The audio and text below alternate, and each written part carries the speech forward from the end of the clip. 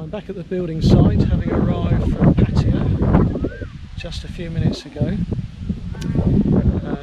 The work on the garage has started a bit unexpectedly. It started a couple of days earlier than I thought, so unfortunately I've arrived after they've dug the footings.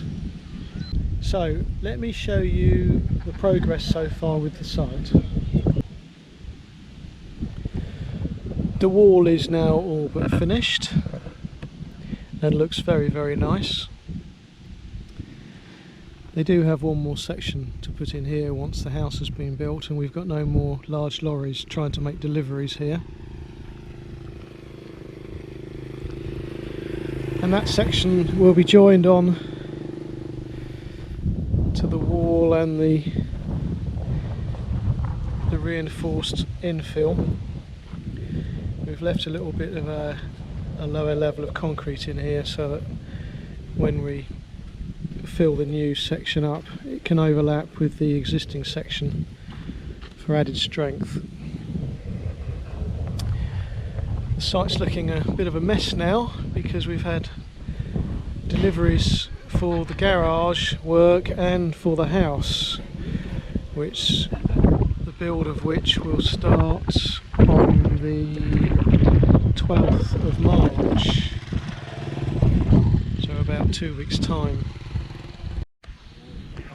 I am going to sound like a broken record, I know, but because of my absence they've done things that I think aren't very necessary at this point because we're not sure of the exact levels. So for example, this screeding of the lower wall, the retaining wall here, going up the slope, I actually said to Suntory it wasn't necessary to do that yet because we're not sure exactly where the concrete's going to be laying next to it. So either they'll do too much or too little probably, and we'll have to patch that once the driveway is laid.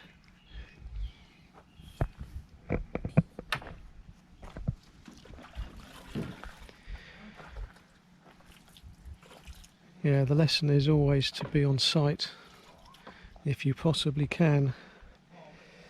We're not working to any particular plans, it's just rough drawings that I've done on an app on my phone. But despite that and talking to Suntory about things, differences are occurring. Now the garage, as you can see, they have today, and this is just this morning, it's only about 12:30 now. No, 1 o'clock now, so they've been working 5 hours, but they've just had lunch. So it's probably about 4 to 4.5 hours work. They've already worked out where the garage is going and dug the footings and put concrete in with reinforcing, I am assured. They assure me that they have dug down to the original level of the land, because as you can see around the edges the earth has subsided by about 10 centimetres already due to a couple of storms we've had and constant watering by Suntory each evening to aid the compaction.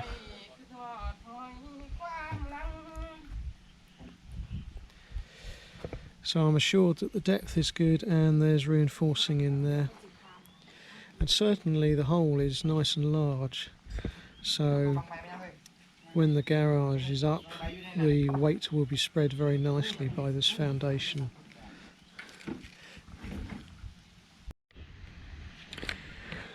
In the corner of the garage here we're going to have a shower room, deliberately for when Suntory comes back from work absolutely filthy, she can have a shower in this shower room and not have to come through the house first.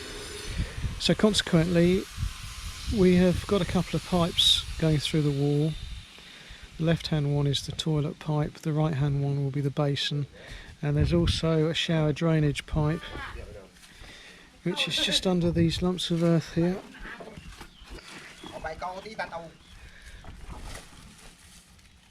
You can just see a bit of the pipe there.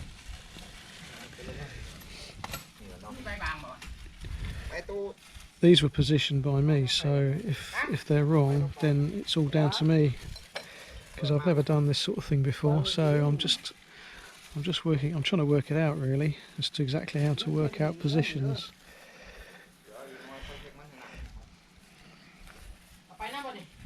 You can see the subsidence along here, where the water's been put on the soil. The edges are particularly vulnerable to subsidence because they've been dug out for the wall to be built, the boundary wall to be built, and then obviously loose soil's been put on just by a tractor moving it in there, and the tractor hasn't run over the edges to compact it at all. Whereas the rest of the site, what we're looking at now, where the house will be, is going to be a lot harder, even though it's only been down for a couple of months.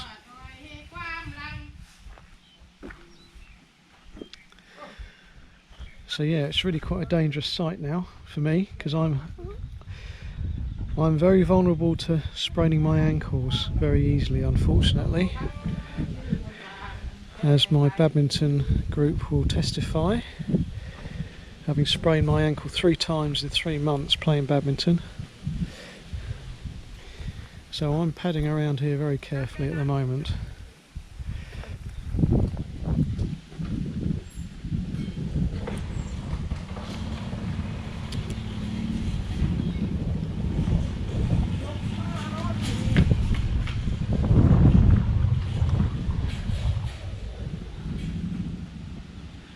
Lovely view. Incidentally, this tent that you may have just noticed, this is like a ground sheet over the tent, and then underneath here is a tent. That is for our night security. We've got someone sleeping on site every night at the moment because we've had a lot of materials delivered much earlier than the start of the house build, and in particular the steel there you can see is vulnerable to being stolen.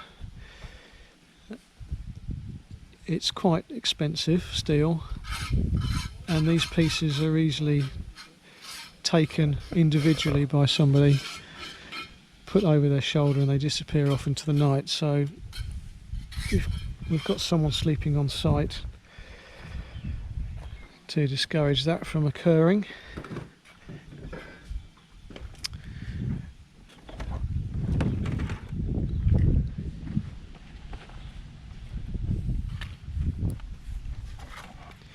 These are the poles for the garage. So we've got 6 of them.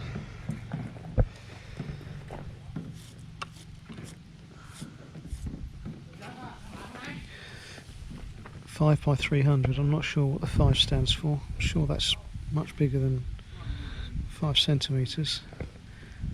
Looks like 15 to me. 300 is definitely the length. It's 3 metres. So they will be set 50 centimetres below the ground level. The ground level being officially where the retaining wall goes up to, the smaller wall on the inside. They're going to sit on a huge concrete slab, then they're going to be concrete in place, and then I believe they're all going to be joined together with reinforced concrete beams, so we have a ring beam keeping everything nice and steady. Obviously the garage is quite vulnerable to wind damage because the wind can get underneath it, unlike the house where the wind can't actually get into the house very much. So making sure that everything's tied together and that everything's strong enough is very important. particularly with my car being underneath it.